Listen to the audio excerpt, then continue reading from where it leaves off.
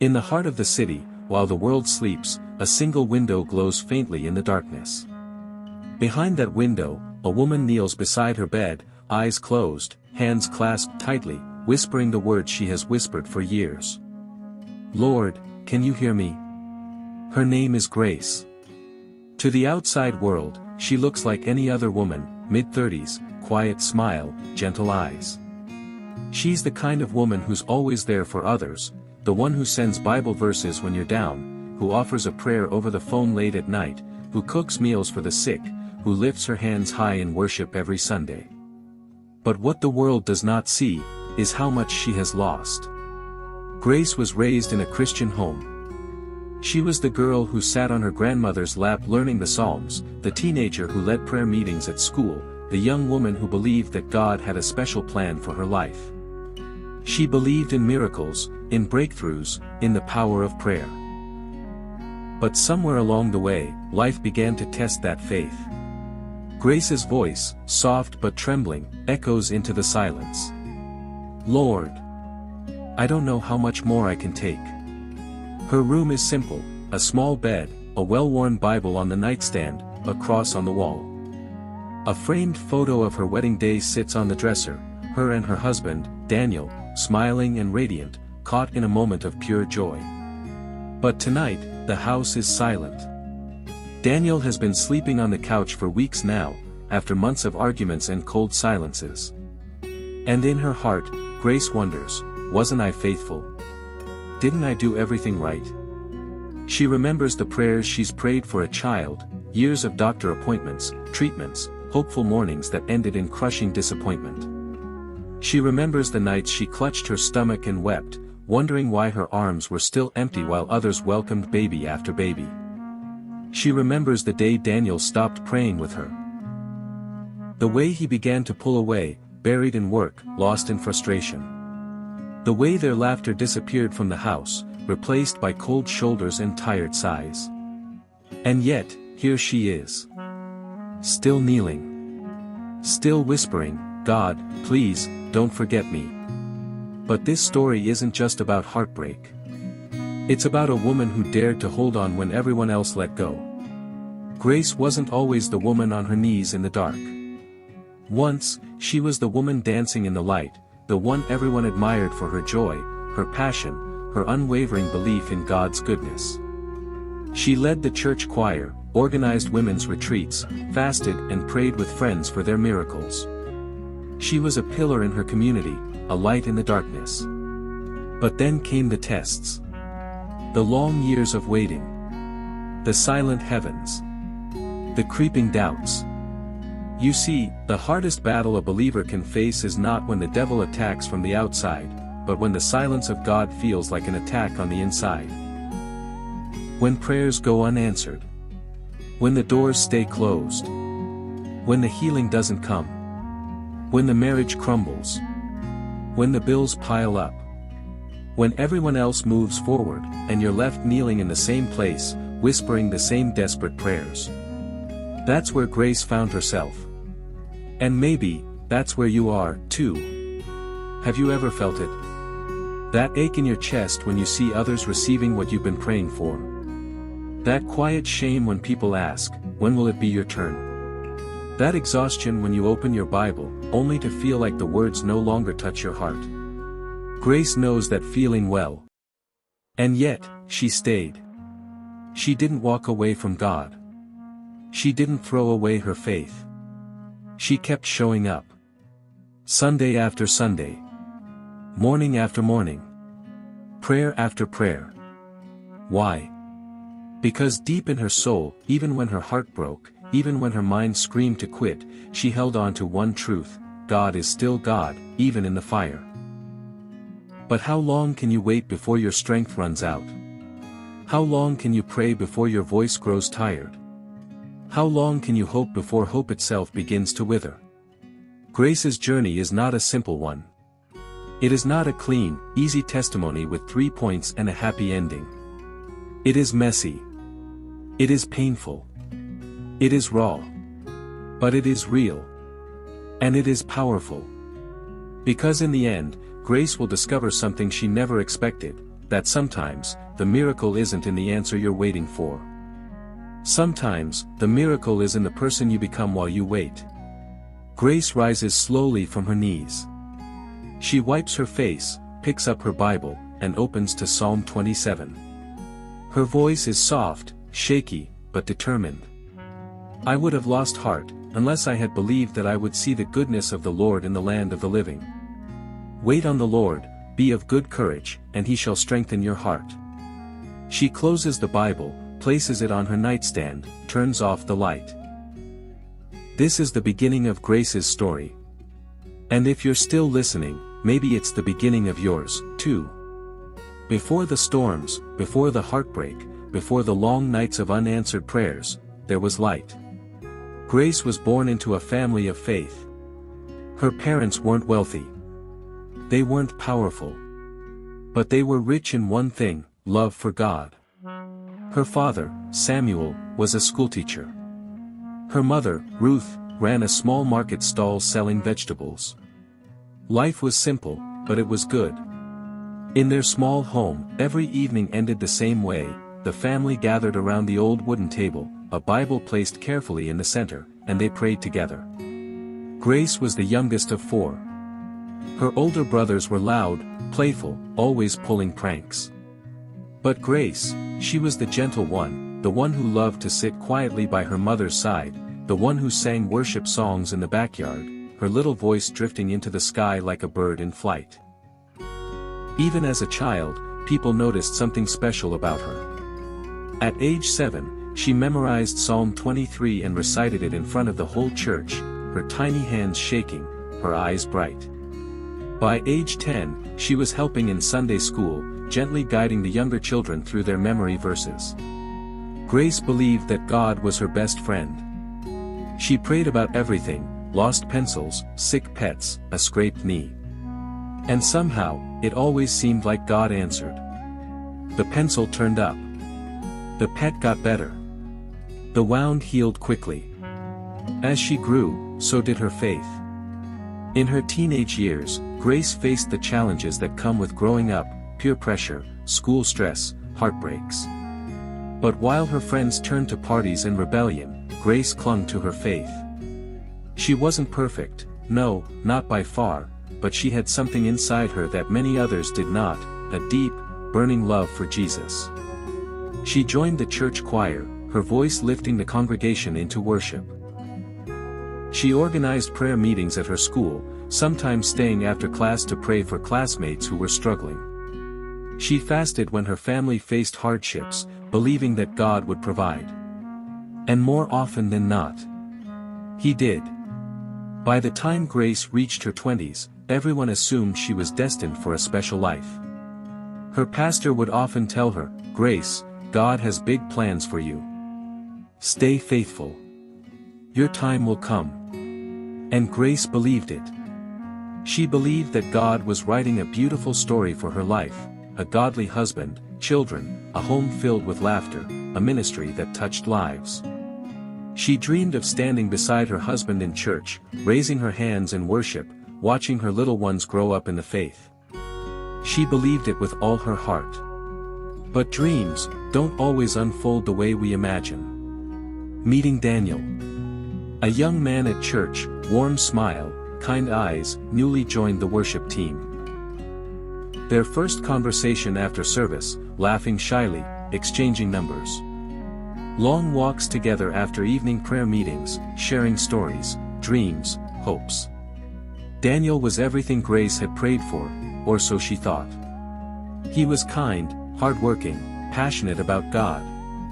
They connected deeply, quickly. Within a year, they were engaged. The church celebrated with them, their families were overjoyed. On their wedding day, Grace felt like she was stepping into the fulfillment of every promise God had ever made. She wore a simple white dress, walked barefoot across the garden aisle, her heart bursting with joy. As she exchanged vows with Daniel, she whispered in her heart, "Thank you, Lord. You are so faithful." And for a time, life was good. Grace and Daniel built a small but happy home. They prayed together. They worshiped together. They dreamed together. And soon, they began to pray for a family, for children to fill their home with laughter and love. But this is where the real story begins.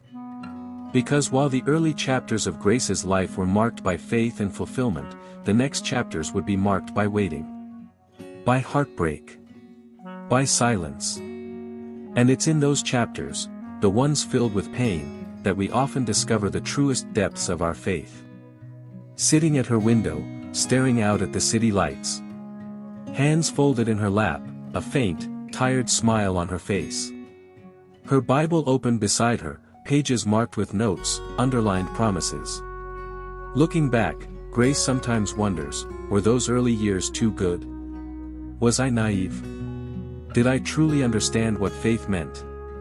Because real faith is not proven when prayers are answered quickly. Real faith is proven in the waiting, in the wilderness, in the midnight hour when no one sees your tears, when no one hears your cries, when even heaven seems silent. Grace's early life shaped her, but it's what came next that would define her. Grace and Daniel's marriage began like a sweet hymn, full of joy, laughter, and expectation. They dreamed of building a home centered on God, of raising children in love, of walking through life's seasons hand in hand. But like a soft wind that slowly builds into a storm, the first blow came quietly, so quietly they didn't even notice it at first. Grace and Daniel sit at the breakfast table, coffee cups in hand, laughter in their voices. Grace places her hand gently on Daniel's, smiling. "Daniel, do you think, maybe this is the month?" she asks softly, eyes hopeful. Daniel squeezes her hand. "I believe so, Grace. Let's keep praying." They had been praying for a child since the day they married. Grace imagined a little boy with Daniel's smile, a little girl with her eyes. She pictured family trips, bedtime prayers, tiny feet running through the house. Each month, Grace waited with anticipation. She marked her calendar, counted the days, whispered prayers over her womb. And each month, when the answer was no, she brushed it off, telling herself, "It's okay. Next month." But as the months turned into a year, and then 2, and then 3, the quiet doubt began to settle in. A kind-faced doctor sits across from Grace and Daniel, hands folded gently. "Your tests came back, and everything seems fine. Sometimes it just takes time," the doctor says. Grace forces a smile. "Thank you, doctor." Daniel places a hand on her shoulder. "We'll keep praying." They left the office smiling politely, but as soon as Grace closed the car door, her face crumpled. Tears streamed down her cheeks. Daniel reached for her hand, his own eyes glistening. "We're okay, Grace," he whispered. "We're okay." But inside, Grace's heart whispered back, "Are we?" Grace sits alone in the living room, scrolling through social media. Photo after photo of friends with baby bumps, newborn announcements, joyful family portraits. She forces herself to comment, "Congratulations. So happy for you." But the tears fall silently onto her phone. She didn't want to be jealous. She didn't want to feel bitter. But the ache inside her was growing heavier by the day. She wondered, why is God silent? Have I done something wrong? Have we not prayed enough? In the quiet moments, when Daniel was at work and the house was still, Grace fell to her knees, sobbing into her hands. "God, please. Please. Just one child. Just one answer." But heaven stayed silent. Grace sits in the pew, hands lifted in worship, tears streaming down her face. The pastor's voice echoes, "If you're waiting on a miracle, stand to your feet." Grace rises slowly, trembling, surrounded by others. The congregation prays over them, the choir sings softly, but inside Grace's heart, a question lingers, "How much longer, Lord?" 2 years turned into 4. 4 turned into 5. The conversations between Grace and Daniel grew strained. At first, they prayed together every night. But slowly, Daniel began working later hours. The prayers grew shorter, the silences longer. One night, as they lay side by side in bed, Grace reached for Daniel's hand. "Do you still believe we'll have a child?" she whispered. Daniel sighed, staring at the ceiling. "I don't know anymore, Grace. Maybe we should just focus on what we have." Grace's heart shattered quietly. She turned away, burying her face in the pillow, silent tears soaking the fabric. The first blow had landed. Not in a single dramatic moment, but in the slow, painful erosion of hope. Her mother serves tea, watching her daughter carefully. "Grace, are you okay?" Ruth asks softly. Grace forces a smile. "I'm fine, Mama. We're just waiting on the Lord." Her mother gently touches her hand. "Sometimes waiting is the hardest part, my child. But remember, He sees you." Grace's eyes fill with tears. "I know, Mama. I just wish. I wish He would answer." Grace tried to stay strong. She threw herself into church activities, volunteered at the women's shelter, sang on the worship team. But inside, she was crumbling. Each passing month felt like a fresh wound, a fresh reminder of what she lacked. She began to wonder, was her faith too small? Was God punishing her? Had she been overlooked? And then, just as she was trying to hold everything together, the second blow arrived, and it would shake her world even harder. When life hits hard, it rarely does so in isolation. One storm opens the door to another. For Grace, the pain of waiting for a child was only the beginning. What came next tested her faith in ways she never saw coming. Daniel gets dressed in silence. Grace brings him a cup of tea. She tries to smile. "You have that pitch today, right?" He nods but doesn't look at her. "Yeah. Pray for me." "I always do," she says softly. Daniel had been working for the same construction company for 7 years. He started small, but he was faithful, hardworking. There was talk of a promotion, a new project, even a salary raise. For a while, they thought this would be the breakthrough, the season where things would finally begin to shift. The boss looked serious. "Daniel, we're downsizing. I fought for you, but your department's been cut." Daniel stares blankly. "You mean? I'm out? I'm so sorry." Just like that, the ground beneath them cracked. The job was gone. The steady income, gone. The insurance, gone. The savings they had tucked away for IVF, wiped out within months trying to stay afloat.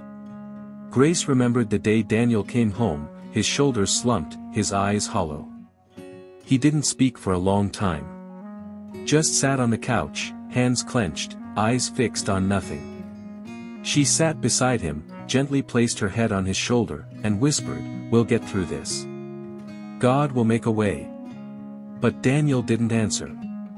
Daniel sits by the window, staring outside.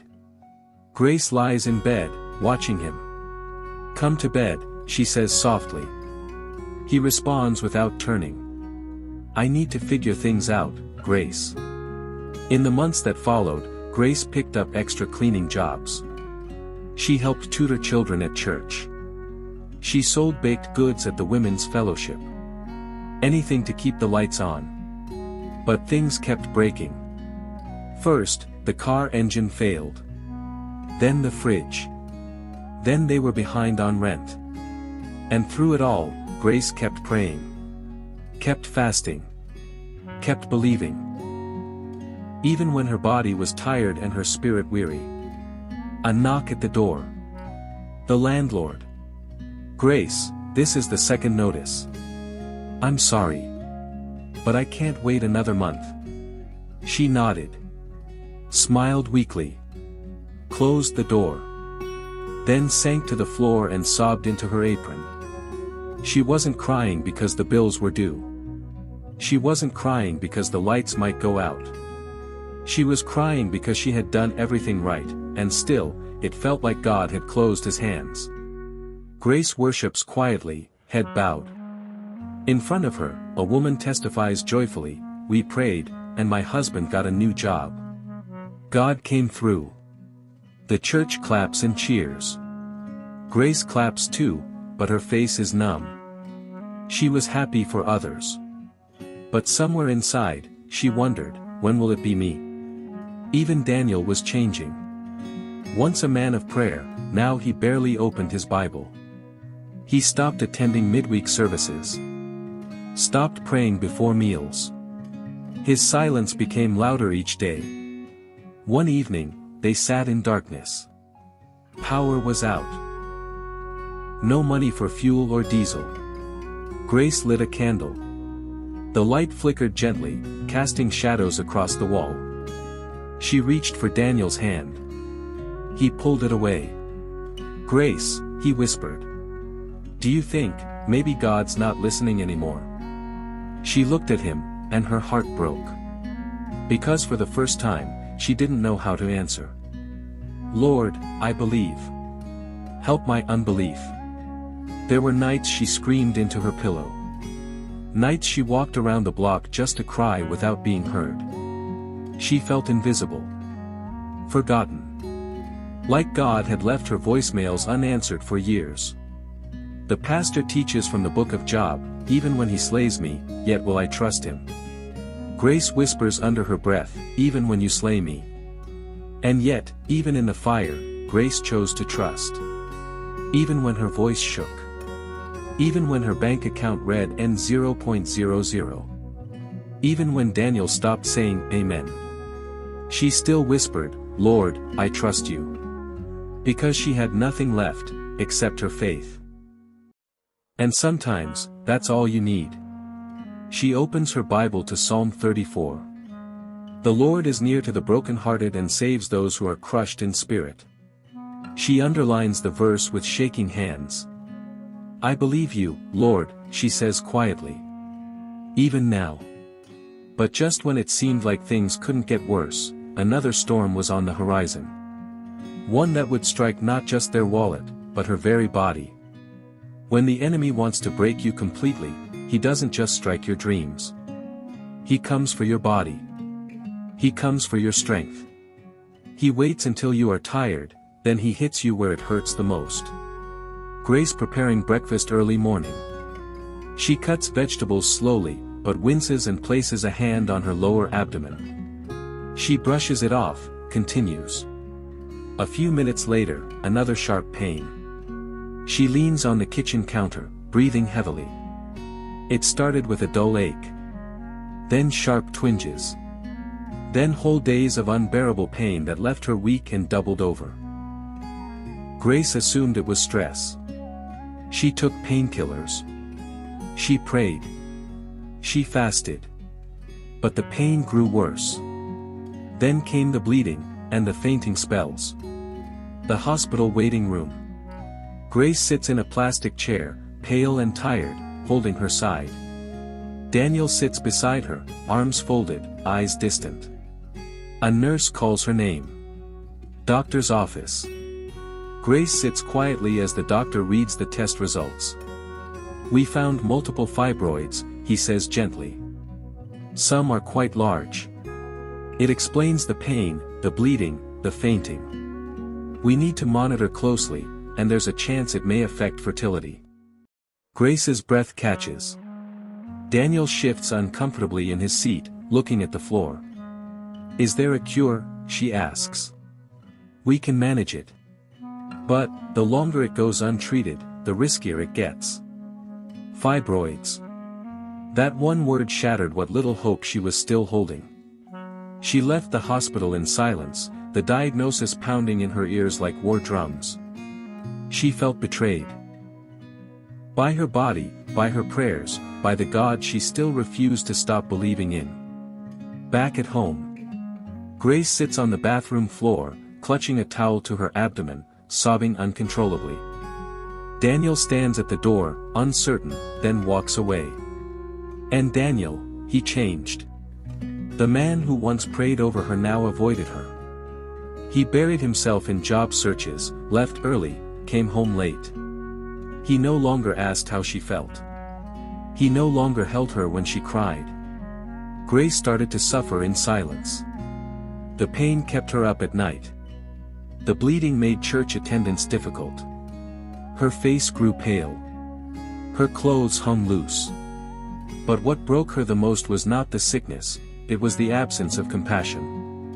Grace at church, sitting alone in the back row. Other women whisper, glancing at her. One approaches. "You've lost so much weight, Grace. You should really consider adoption. At least your husband will still have a child in the house." Grace's eyes well with tears, but she says nothing. Whispers began. Some said maybe God was punishing her. Others said she wasn't praying enough. One woman even said, "Grace, maybe there's a hidden sin you haven't confessed." The words stabbed like knives. But Grace, she held her tongue. She said nothing. She took it all to God in secret. Grace kneeling by her bed, voice cracking through tears. "God, I still believe in you. But I don't understand. I'm tired. My body is failing. My heart is faint. But I can't stop trusting you, because you're all I have left." She poured herself out like oil before the Lord. She cried until her chest ached.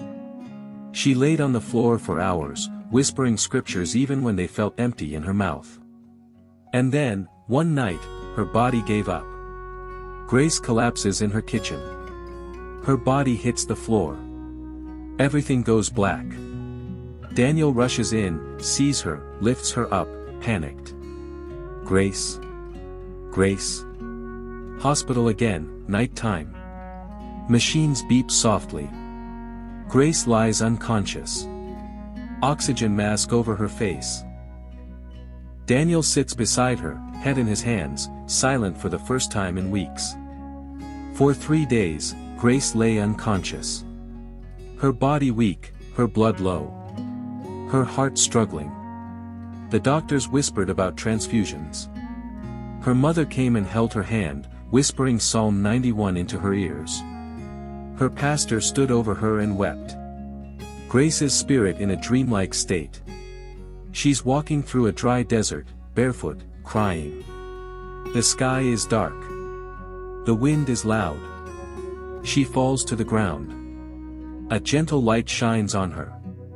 A voice, not shown, whispers, "You are not alone. I see you."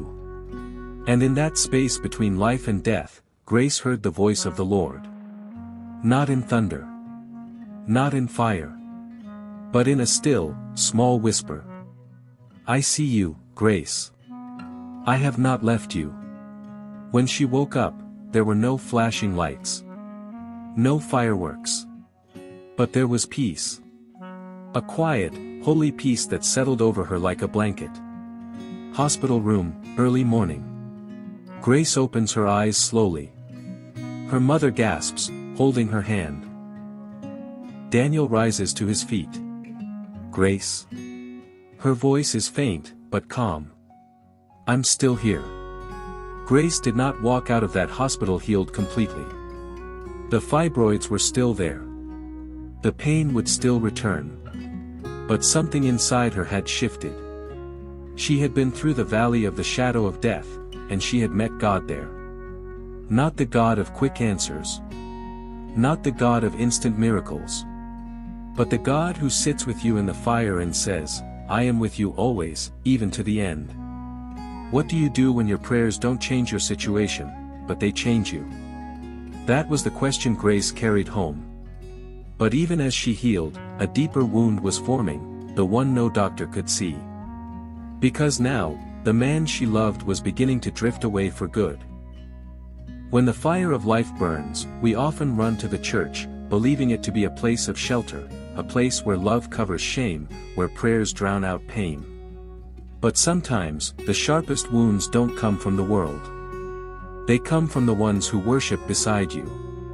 Grace walking into church after recovery. Her steps are slow, When the fire of life burns, we often run to the church, believing it to be a place of shelter, a place where love covers shame, where prayers drown out pain. But sometimes, the sharpest wounds don't come from the world. They come from the ones who worship beside you. Grace walking into church after recovery. Her steps are slow, face thin, body weak but upright. Ushers smile politely but briefly. One woman whispers to another, watching Grace walk by. Grace returned to church after the hospital with a renewed spirit. Her body was still weak, but her heart had found peace. She was ready to rebuild, to lean on her spiritual family, to soak in worship, to let healing flow from the house of God. But she quickly noticed, things had changed. Women's fellowship meeting. Grace joins a circle of familiar faces. They smile, but the conversation shifts when she sits. One woman says, "We were just discussing how important it is to live in total obedience. Sometimes sickness is a sign." Another adds, "Especially when there's no fruit in the womb. God is trying to speak." Laughter. Side glances. Grace looks down, holding back tears. At first, Grace tried to ignore the whispers. She told herself they didn't mean harm. But the pattern became clear, invitations stopped coming. Phone calls ceased. Prayer groups she once led were now restructured. She was still welcomed in the room, but no longer in their hearts. Grace speaking privately to a longtime friend, Sister Joy. "Joy, have I done something wrong? Why does it feel like everyone's avoiding me?" Sister Joy sighs. "It's not personal, Grace. People just don't know how to deal with your situation. It makes them uncomfortable. My pain makes them uncomfortable." Grace whispers. They think maybe something's off spiritually. Maybe you opened a door somewhere. And that was it. Not just a stab, but a twist. Grace, the woman who had led worship, interceded for the sick, mentored the young, was now quietly labeled infertile, sick, spiritually weak, cursed. No one said it to her face, but the distance, the silence, the subtle rejections all screamed it loud enough. Church group chat on phone. Grace scrolls through. Event photos. Gatherings she wasn't invited to. A prayer meeting. A retreat. All without her. Her thumbs hover over the keyboard. She types, "Did I miss the invitation?" Seconds pass. One reply, "Oh, it must have been an oversight. So sorry, sis." Grace turns off her phone and closes her eyes. And then came the final blow. A women's conference, one she had co-founded. One she had prayed into existence. She wasn't asked to speak. She wasn't asked to help. She wasn't even invited. Grace watching the conference live stream on her cracked phone screen. Speaker after speaker, her former ments on stage. Testimonies of breakthrough. Healing. Marriage. Motherhood. The theme, birthing in the spirit. Grace watches, tears sliding down her cheeks. She sat in the dark, phone screen lighting her tear-streaked face, listening to people talk about miracles she hadn't seen. About prayers answered. About spiritual fruitfulness.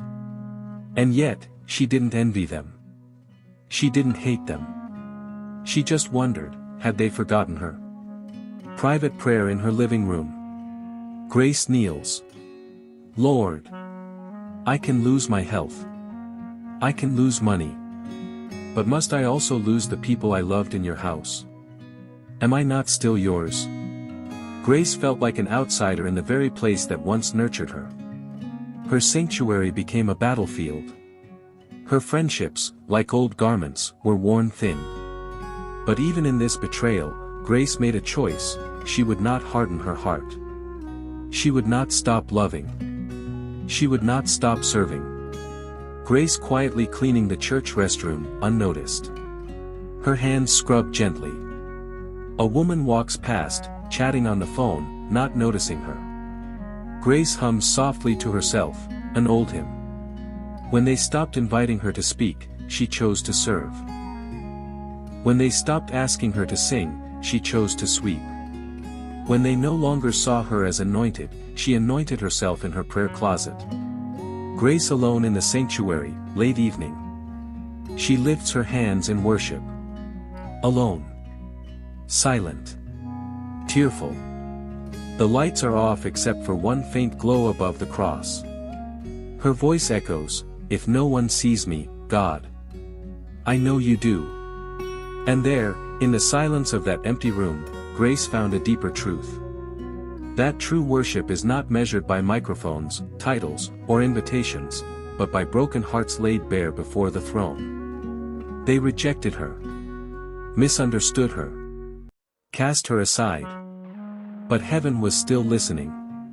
Because while man looks at the outward appearance, God sees the heart. There comes a point in every wilderness where the silence becomes unbearable. Not the silence of people. Not the silence of a room. But the silence of God. Grace lying on her bed mid-morning, eyes open but unmoving. Her room is dim. Curtains are drawn. Her Bible is closed on the floor. A plate of untouched food sits on the table. Grace had always known how to fight in the spirit.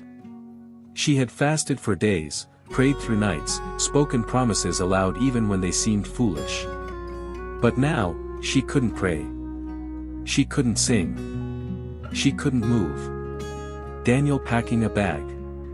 He walks past her, avoids eye contact. "I'll be gone for a few days," he says flatly. Grace doesn't respond. He picks up his keys and leaves. The house was quiet, too quiet. Daniel had grown colder by the week. He stayed out more. Came home less. Conversations turned to arguments. Arguments turned to silence. And now, even his presence was gone. Grace stared at the ceiling for hours. Days. It felt like her spirit had shut down. Grace alone in the same living room, now empty, cold, and still. She remembered who she used to be, the woman who danced in church with tears of joy, the woman who had a word of encouragement for everyone. Now she couldn't even encourage herself. The voices in her head were louder than ever. "You're forgotten. You're cursed.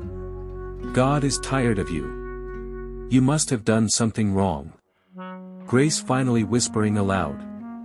"God, are you still there?" Silence. Stormy night, thunder rolling outside. Grace sits by the window, watching the rain pour. Her hands tremble around a cup of tea. She finally whispers, "Maybe it's time to stop trying." She didn't say it aloud. But somewhere inside, Grace began to let go. Not of life, but of the expectation that anything would ever change. She still believed in God. But she no longer believed in his yes, at least not for her. She stopped asking. She stopped hoping. She stopped dreaming. A Sunday morning. Grace sits in the last row of church, hood over her head, eyes empty. The preacher's voice, "Today we speak on faith." Faith even when nothing makes sense. She stands for the benediction, but her lips never move. No one notices her slip out quietly after the service. Grace at home, cleaning quietly. She dusts the bookshelf. Her hand pauses over her old prayer journal. She opens it. The pages are full of requests. "God, please heal me. Lord, bless Daniel. Father, give me a child." Page after page, all unanswered. She closes the journal and puts it back. And this was her darkest hour. Not because of the pain. Not because of betrayal. But because she felt God's silence like a weight crushing her chest. At night, Grace sits alone on the balcony, a blanket around her shoulders. She stares at the sky, tears quietly falling. "Why me, Lord? I've served you. I've waited. I've obeyed. What have I done? Silence. Dream/vision. Grace stands in a field, everything around her is dry, cracked earth. She's barefoot, in a tattered dress. Her hands are outstretched. The wind howls. No voice responds. She falls to her knees. A soft light appears in the distance, but she cannot reach it. Even in her dreams, Grace could not escape the feeling that she had been left behind. But what she didn't know was that when God is silent, He is not absent. He is working beneath the surface. He is drawing near, even when you cannot feel Him. A note appears on Grace's doorstep the next morning. A handwritten card: "You are seen. You are loved. You are not forgotten." Isaiah 43 verse 2. No name.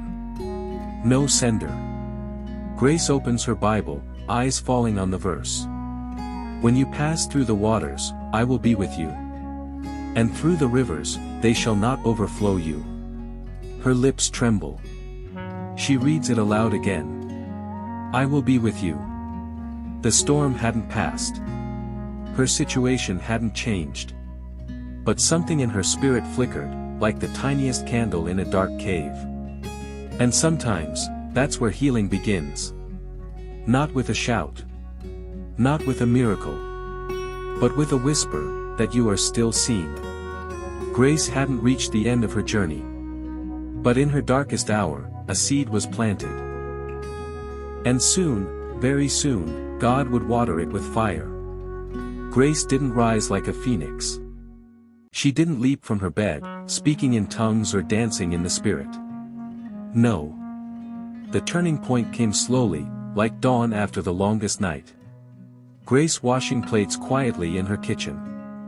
The house is still. The TV is off. The clock ticks. Suddenly, knock, knock. She dries her hands and walks to the door. It's Sister Miriam, an older woman from church.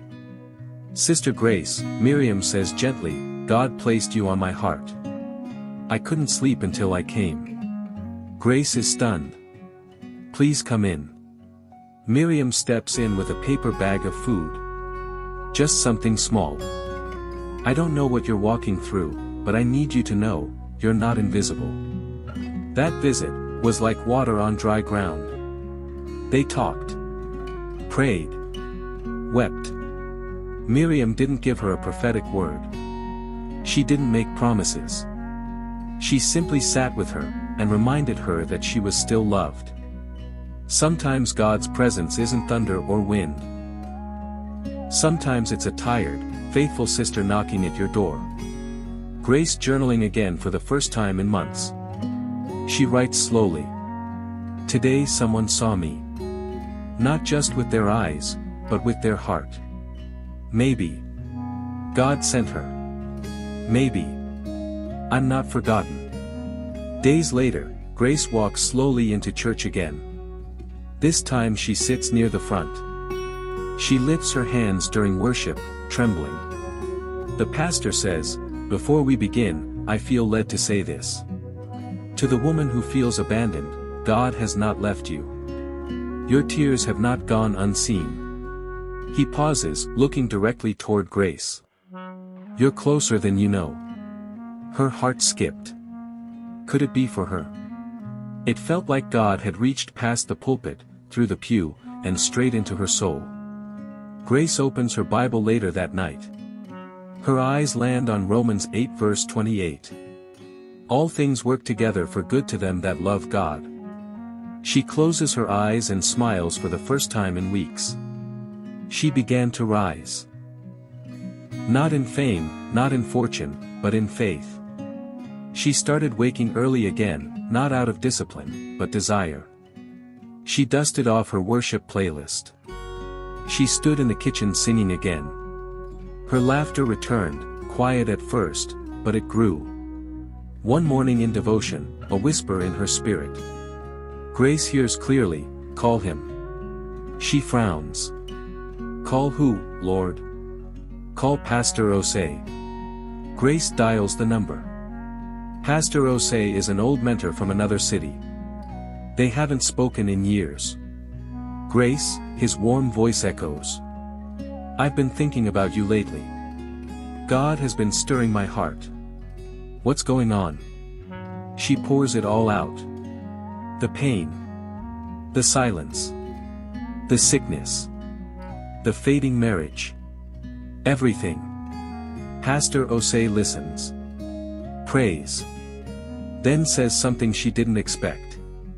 There's a retreat happening next weekend, just women. Quiet. Healing. I want to sponsor your trip. No pressure. Just go rest in God's presence. Asterisk. Grace arriving at a peaceful retreat center. Trees sway. Birds chirp. Women walk in silence across the grounds. Soft worship plays in the background. It wasn't a flashy place. No crowds. No stage. But it was soaked in prayer. The retreat lasted 3 days, and each day, something in Grace began to mend. The first night, she sat in the garden and whispered, God, I'm ready to feel again. And she did. The second night, during worship, she lifted her hands fully for the first time in months. No shame. No fear. Just surrender. The final night, she wept uncontrollably, not from pain, but from release. Grace in a small prayer circle, eyes closed, trembling. A woman prays over her, Lord, restore her joy. Remind her who she is. Let her womb be a place of purpose, even if not in the way the world defines it. No promises of babies. No guarantees of healing. Just one promise, I am still with you. Grace returns home. She opens her door. The house is quiet, but her soul is not.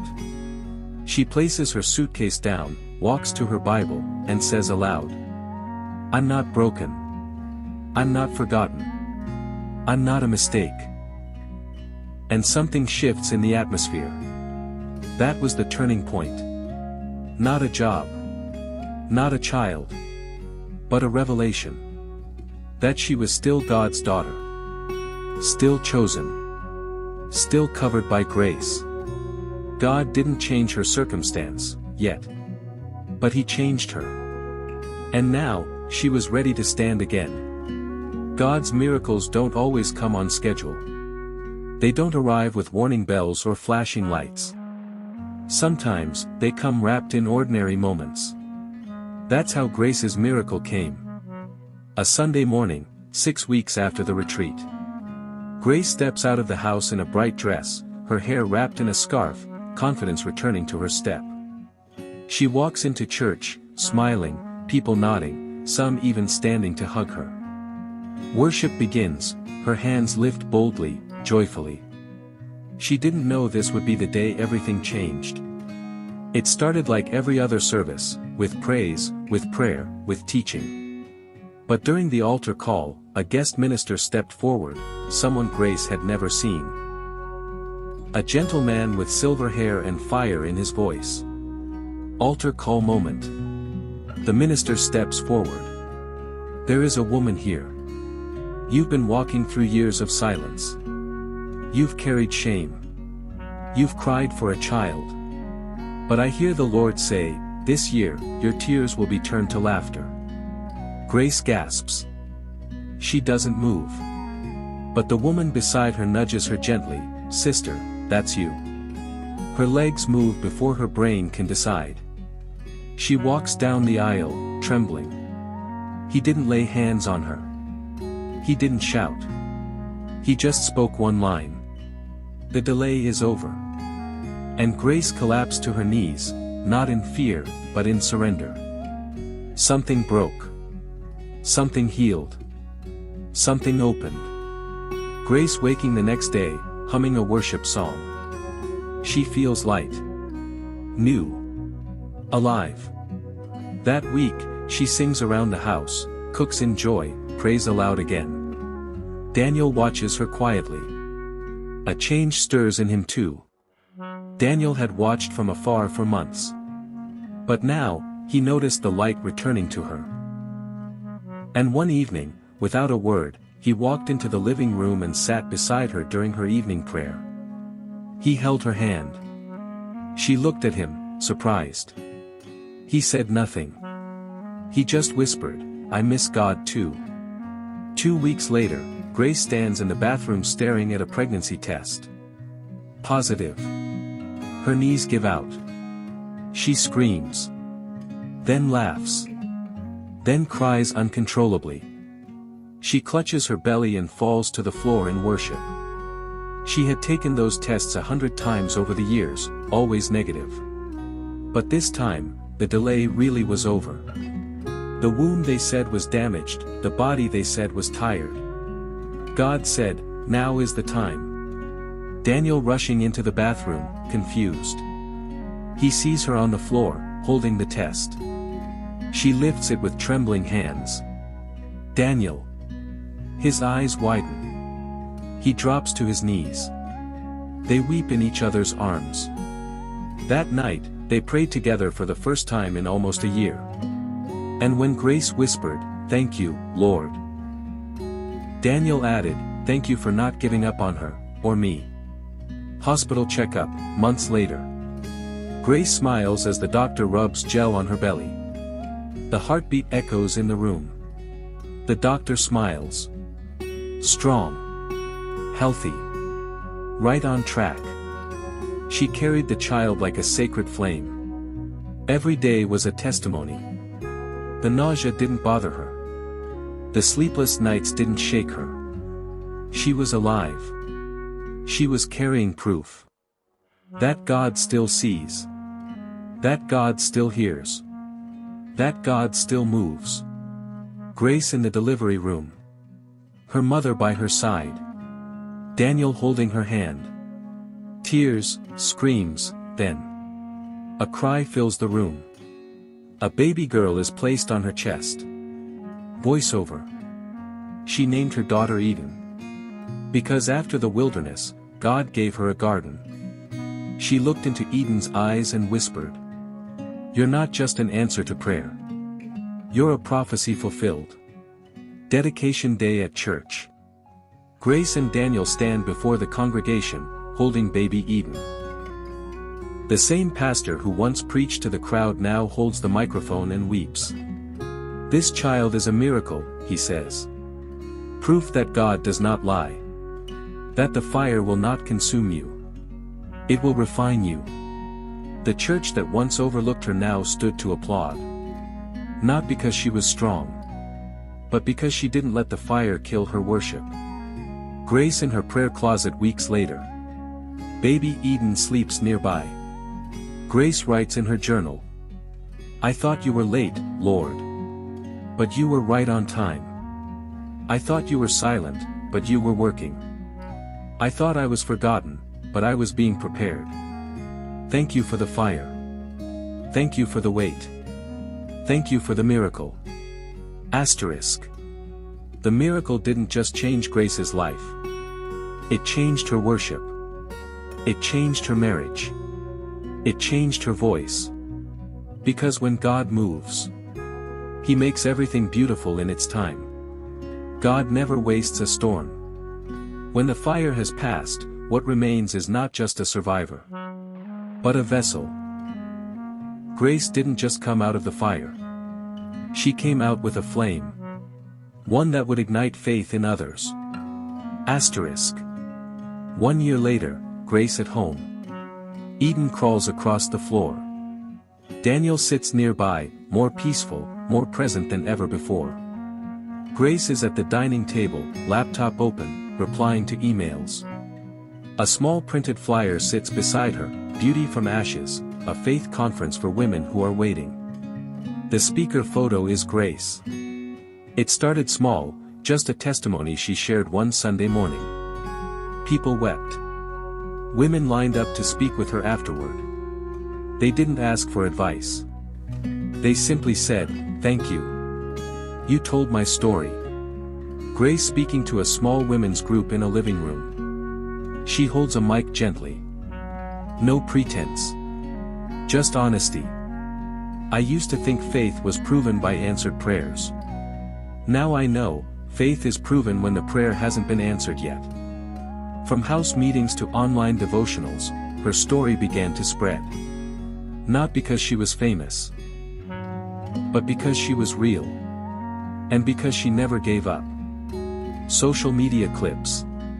Grace sharing a 2-minute video. To the woman who thinks it's too late, it's not. God sees you.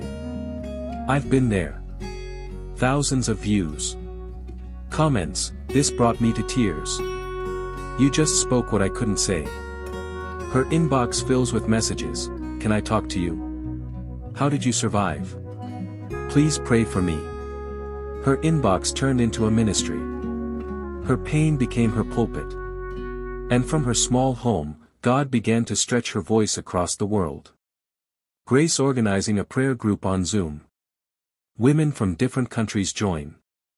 Some have babies in their arms. Others have tear-streaked faces. Grace leads, let's pray. Not for answers first, but for peace while we wait. Daniel watching from behind the camera, proud. He walks up afterward and says, "You're doing something eternal, Grace." She smiles. God was preparing me all along. Daniel too found healing. Not just in the miracle, but in seeing Grace stand in her calling. He became her quiet support. A husband reborn. A leader rebirthed. A believer restored. Flashback montage. Grace fainting in the kitchen. Hospital monitors beeping. Worship alone in an empty church. Watching live streams, being ignored. Holding Eden in her arms, crying and laughing.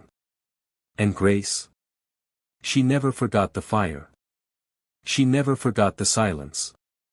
She never forgot the voices that said, "It's too late." Because now, those are the very women she's sent to reach. Women's conference, larger now. Hundreds of women, worshipping together. Grace stands on stage. No heels. No flash. Just barefoot, standing in her truth. Grace's speech. Some of you are in the fire right now. Some of you feel like God has forgotten you. But I'm here to tell you. The fire is not the end. It's where faith is born. God doesn't bring you through it for applause. He brings you through it for purpose. They called her barren. They called her broken. Now they call her blessed. And even more, they call her minister. Back home, Grace tucks Eden into bed. She kneels quietly by the crib and whispers. May you always know the God who makes beauty from ashes. She walks out, pauses at the door, looks up to heaven. Thank you, Abba. Use my voice. I'm ready. Grace didn't get everything she wanted. She still had scars. She still had quiet days. But now, she had fire in her voice. And every time she opened her mouth, hell trembled. Because a woman who walks through the fire and still worships is a woman who can never be silenced. Asterisk. This was Grace's story. But it might be yours too. Don't give up. Your fire has a purpose. And your testimony is being written. If you want me to create more stories like this, just let me know in the comments section. Please also subscribe to Timeless Biblical Stories for more stories like this and Bible stories too. God bless you.